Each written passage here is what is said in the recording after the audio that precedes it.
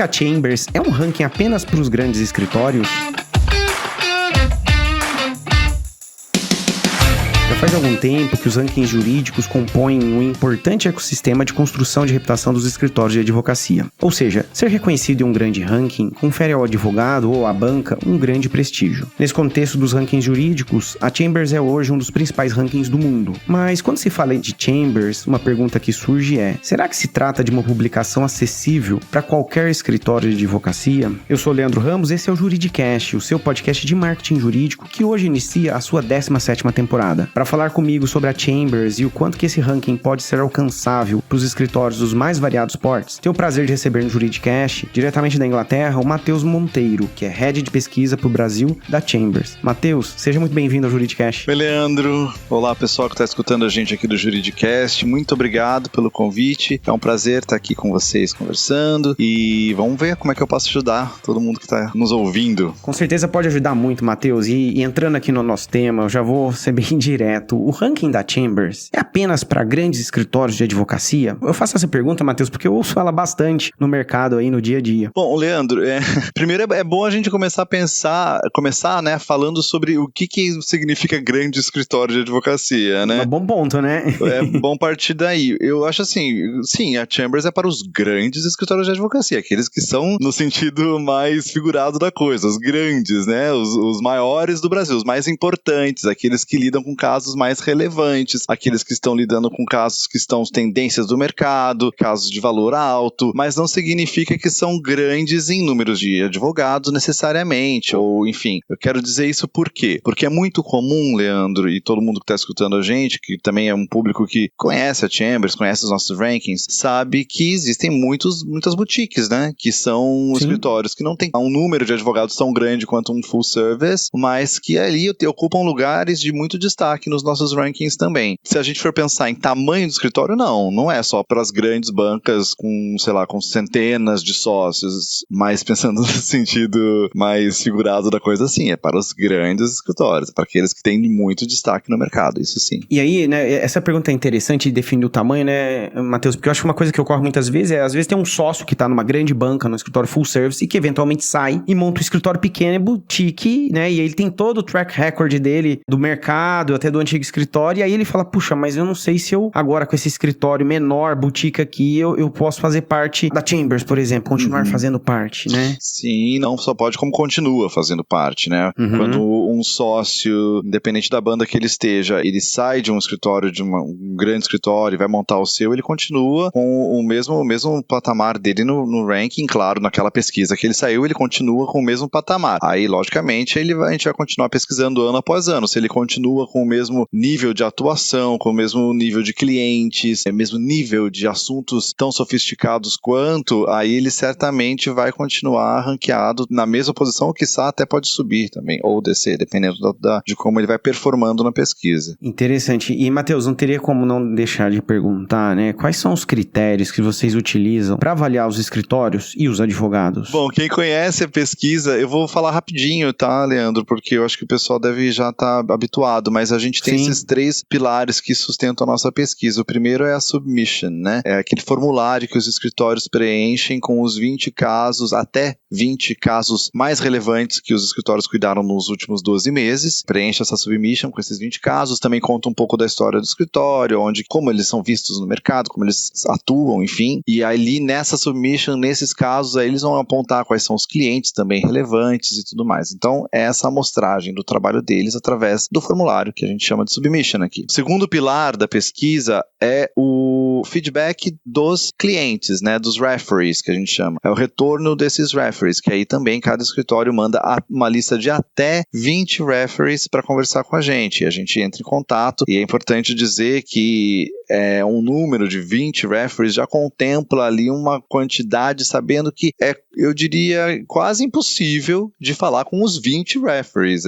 Já é um número que tem ali uma gordurinha que a gente sabe que a gente não vai conseguir atingir todos, porque, enfim, é difícil mesmo. Mas a gente entra em contato com todos que são possíveis, né? A gente entrar em contato, que a gente também tem algumas regras aqui que a gente não contata, mas, enfim, às vezes a pessoa, por exemplo, esse referee em algum momento ele recebeu alguma publicação da Chambers e apertou aquele botãozinho de não quero receber mais e-mails da Chambers. Chambers. E aí, por uma questão de LGPD e tal, a gente não pode nem mandar e-mail para essa pessoa. Então, tem casos assim que a gente não pode entrar em contato. Fora essas exceções, a gente manda nossos e-mails, entra em contato com todos os referees. E a gente colhe com esses referees a opinião que é riquíssima, valiosíssima desses referees, desses contatos do mercado, dessas fontes do mercado que são super importantes. Os escritórios são, de fato, muito proativos e generosos nesse sentido, quando eles colocam a gente em contato com fontes muito importantes, muito relevantes do mercado e que nos trazem uma visão de cliente daquele escritório, que é super importante para a gente chegar numa decisão. O terceiro pilar é o peer assessment, quando a gente fala com os sócios dos outros escritórios sobre a atuação dos seus pares, né? Esses são os 3 pilares da pesquisa. O que é muito importante para a gente? A gente precisa, então, saber qual que é a sofisticação do trabalho desse escritório, que depois vai ser confirmada tanto na submission quanto pelos referees e também pelos peers, de alguma forma, né? Os peers também dão ali a sua opinião. Essa sofisticação acho que talvez seja o ponto principal. Por quê, Leandro? Eu tô te falando qualquer coisa, você me corta, hein, Leandro? Tô aqui engatando na conversa.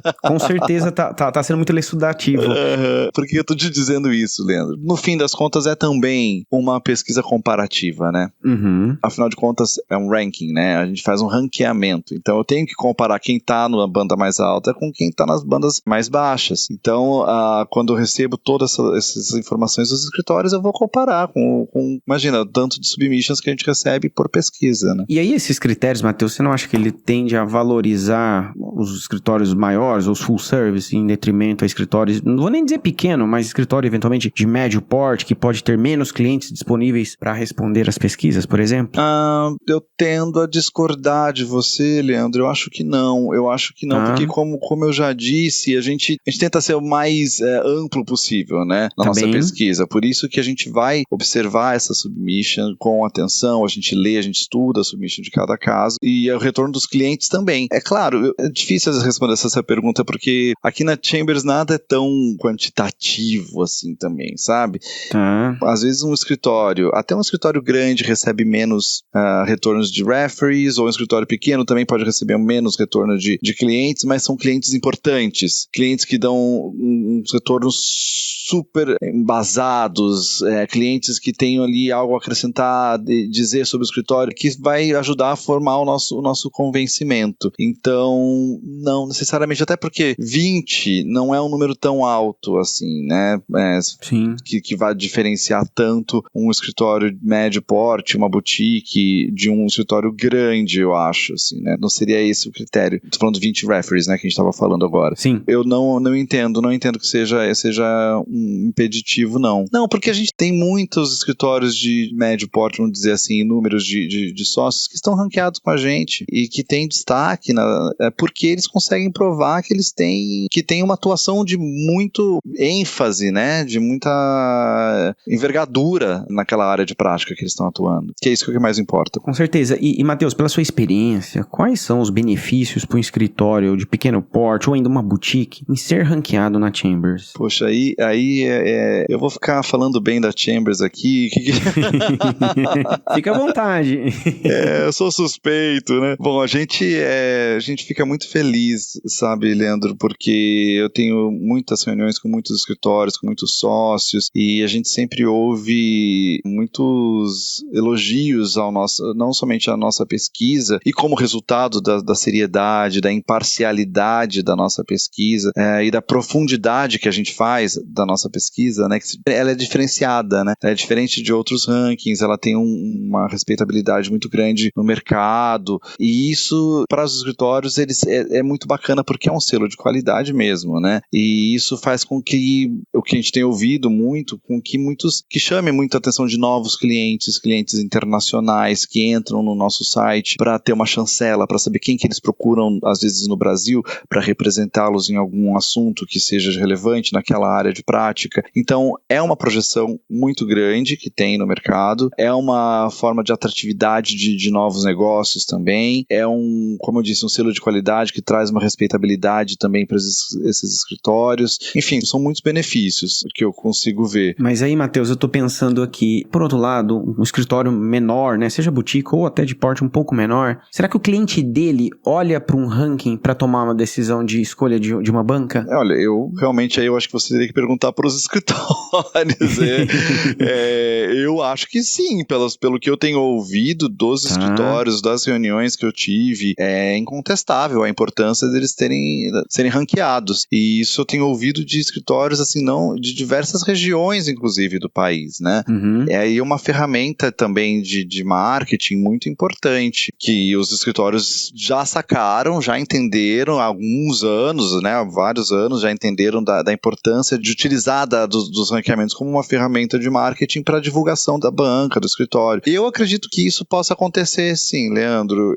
Mas eu talvez não, infelizmente, talvez eu não seja a pessoa mais indicada para te responder isso. Talvez seria legal conversar com eles. Eu tô te falando do que eu ouço dos escritórios e também, assim, das navegações do nosso site, né, que realmente são números muito elevados que a gente tem não só do Brasil, mas do mundo inteiro. E os números só aumentam, os números de acesso aos nossos conteúdos. Então, também a gente tem aprimorado muito os nossos conteúdos, tem tentado deixar mais acessíveis, mais dinâmicos. E isso a gente tem visto um bom retorno. Muito interessante. E aí, Matheus, até para quem nos ouve agora e ainda tem pouca familiaridade com o ranking, né? Para um escritório ou advogado que gostariam de figurar nas listas da Chambers, por onde começar? Olha, eu acho que vale a pena dar uma olhadinha no nosso site. Tá. Ali no nosso site, dá uma estudadinha, conhecer, né, o tamanho da Chambers, o que a gente faz, quem está ranqueado também, quais são as pessoas que estão ranqueadas naquela área de prática que o escritório almeja entrar, né, para ele ver quem que são os concorrentes dele, de certa forma, ali, com quem que ele vai, entre aspas, competir, né, para entrar no ranking. E na questão metodológica,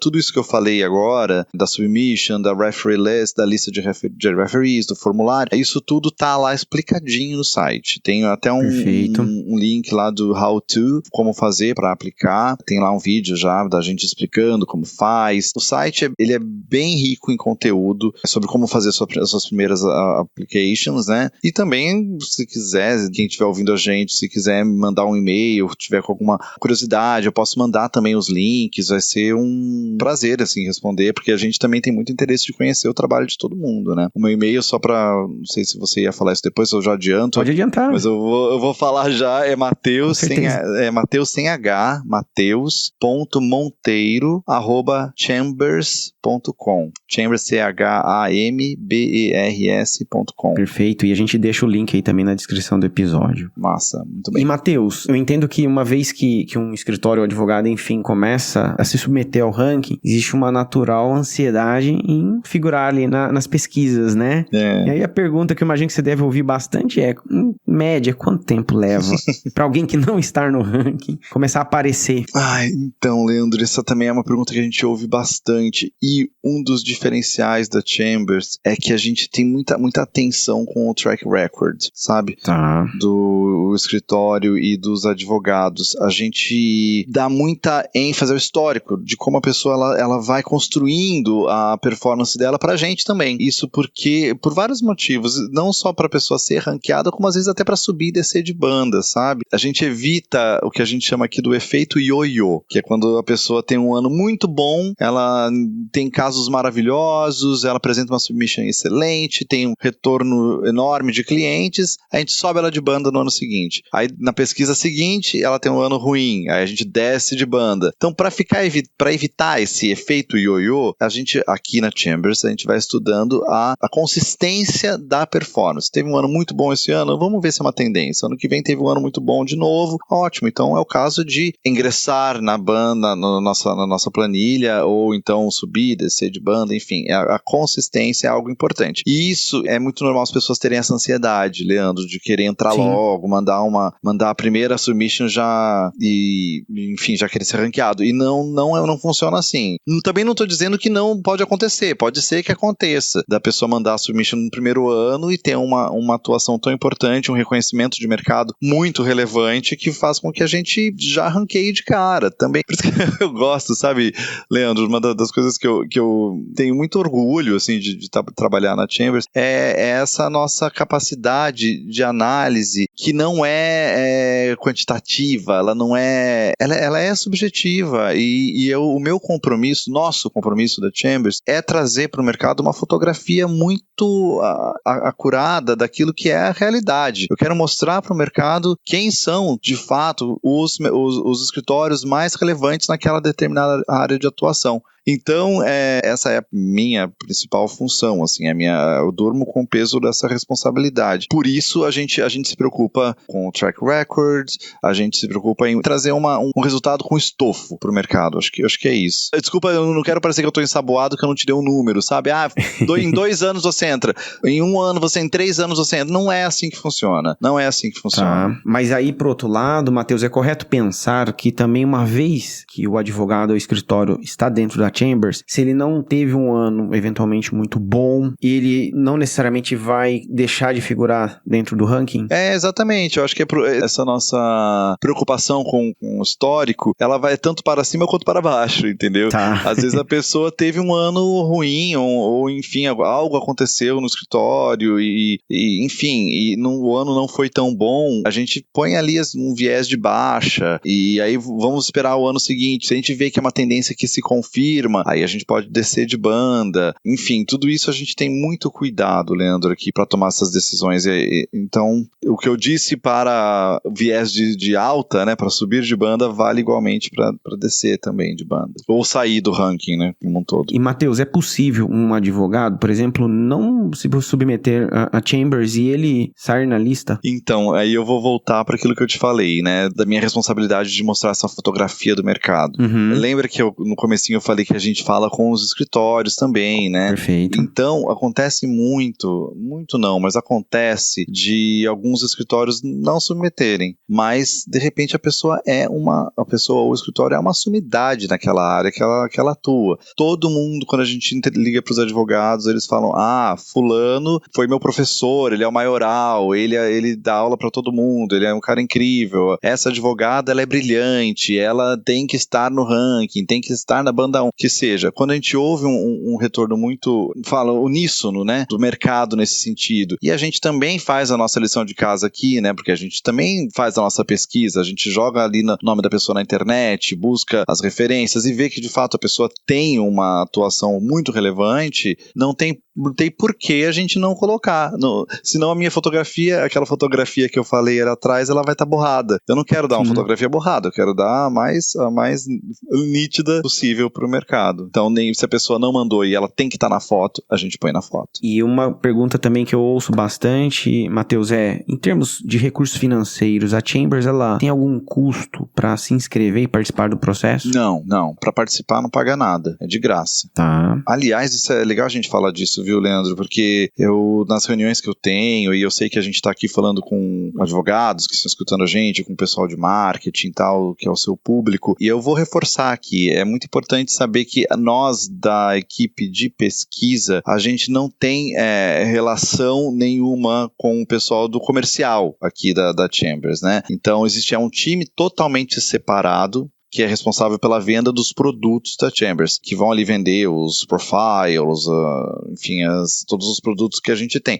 A gente, da pesquisa, a gente não sabe nem quanto custa, a gente não sabe quem comprou, quanto que gastou, porque um dos pilares também da nossa, que segura a Chambers é a nossa independência, é uma pesquisa extremamente independente, então a gente não existe nenhuma interferência de quanto que um escritório comprou, pagou, e a relação dele no ranking também, porque a gente da pesquisa não sabe quanto custa, não sabe quem comprou, não ganha bonificação nenhuma em cima disso, então existe aí essa Chinese Wall aí que separa o comercial da pesquisa, e aí, bom, enfim, só porque você falou de valor, né, então eu tô querendo deixar isso claro. Então, e aí, de novo, para participar, para mandar a submission, pra mandar o formulário com os 20 casos, participar da pesquisa, pra gente ligar pros referees, não paga absolutamente nada, R$0. Isso é importante deixar claro, né, Matheus? E aí, avançando ainda sobre a questão dos escritórios de menor porte, né, uma outra pergunta que me veio aqui é o seguinte: como que escritórios menores, boutiques, podem se destacar frente a bancas maiores, né, que tem mais sócios, mais áreas de atuação? Bom, eu acho que o destaque vai vir muito como já acontece, naturalmente, né, da relevância do trabalho desse escritório, no sentido de sofisticação, né, dos casos que ele tem tem feito são sofisticados, são importantes naquela área, estão na crista da onda, a discussão que ele tá fazendo está na crista da onda, está conectado com aquilo que está sendo discutido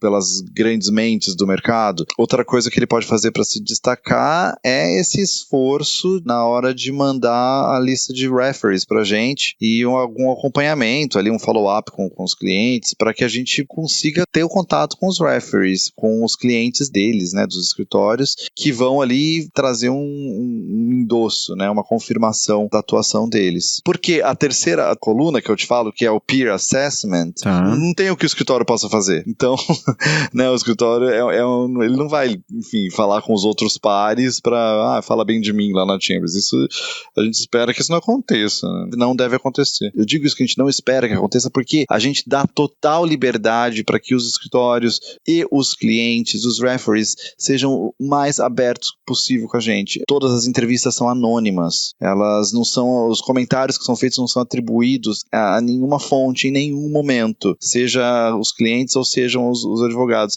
Então, a gente conta com essa honestidade de todos os lados para a gente chegar numa conclusão. A gente parte desse princípio. Que garante uma independência editorial, né? Exatamente. E aí, Matheus, o que eu ia complementar é que, por um lado, né, não é esperado, né, não seria legal um advogado pedir para um cliente responder algo, mas, por outro lado, se esse advogado faz um bom trabalho, esse cliente tende a falar bem dele. E mais, se esse advogado também projeta de uma maneira estruturada sua marca pessoal, até os seus pares e advogados de outras bancas, que vamos colocar aqui, entre aspas, né, concorrentes, também vão falar dele, né? Então, eu acho que ele tem um controle, sim, quando ele se projeta no mercado, para ele ser reconhecido por outros advogados, por exemplo.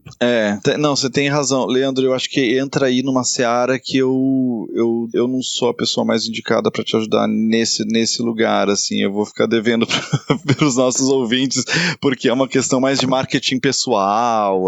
Sim. E aí eu aqui do lado de cá do oceano, eu já não eu não vou saber dar muitas dicas, não. O que eu posso dizer, as dicas que eu posso dar estão relacionadas à nossa pesquisa, né? Então, não quero, meter um bedelho aqui, que eu não sou a pessoa mais indicada. Mas tá tudo bem. Eu acho que você conhece aí, você pode chamar aqui pro podcast um pessoal mais, de repente, de marketing aqui, que eles vão poder dar um show nessa questão aqui. Não, tá maravilha. E a gente tá caminhando pro final, Matheus, e aí como uma última pergunta, né? Quais são os desafios que você entende, se é que tem, né? Para escritórios de porte menor, boutiques, para se submeter a um processo de um ranking jurídico como o da Chambers? Puxa, varia tanto de escritório para escritório, porque às vezes, Leandro, eu acho que talvez, sei lá, vou chutar aqui um exemplo, tem escritórios menores que às vezes não tem uma estrutura de marketing, seja marketing externo ou interno, né? Seja uma agência de marketing, ou seja ali uma equipe de marketing interna. E por conta de não ter um pessoal dedicado aos rankings, seja Chambers e os demais, acaba que alguns detalhes acabam passando, né? E às vezes é coisa de detalhes, sabe? O escritório às vezes é muito bom, tem uma atuação muito, muito boa, mas, e isso eu repeti bastante nas reuniões que eu tenho repetido, que a nossa pesquisa vai até onde ela consegue ir, né? O que é isso? O que eu quero dizer com isso? A gente só vai até onde aquilo que chega até nós, né? Aqui na Chambers. Fora, lógico, o fact-checking que a gente faz, mas eu quero dizer, a gente precisa saber quais são os 20 maiores casos que o escritório fez nos últimos 12 meses. E então, não sei, pode ser que algum escritório menor, nesse sentido de número, de quantidade de pessoas trabalhando lá dentro, pode ser que não tenha uma equipe especializada em escrever ali uma submission clara, direta e bastante eficiente e elucidativa, enfim. Ou talvez um acompanhamento com os clientes, não tem ali uma equipe que está fazendo um follow-up para ver se os referees conseguiram, né, receberam nosso contato, se eles estão dispostos a participar da pesquisa. Enfim, eu acho que talvez esse seja um desafio que eu possa te falar. Muito bom. Legal, Matheus, nosso episódio chegou ao final e eu agradeço imensamente a sua participação aqui no Juridicast e já deixo meu convite aí pra você voltar mais vezes, tá bom? Leandro, muito obrigado. Espero que tenha ajudado. Com certeza. Agradeço a todo mundo que ouviu a gente até aqui e mais uma vez eu me coloco à disposição para quem tiver dúvidas, tiver curiosidade para saber sobre a nossa pesquisa. Eu tenho um orgulho danado assim de trabalhar aqui na Chambers. Eu tenho uma alegria e sei muito bem, como eu disse antes, do peso da responsabilidade que é. E então, o trabalho com os escritórios, essa relação com os escritórios e com as agências de marketing e os departamentos de marketing só faz a gente crescer e a gente cresce junto. Então, eu tenho um prazer e um interesse total de aumentar o meu diálogo com os escritórios. Bacana, muito obrigado, Matheus.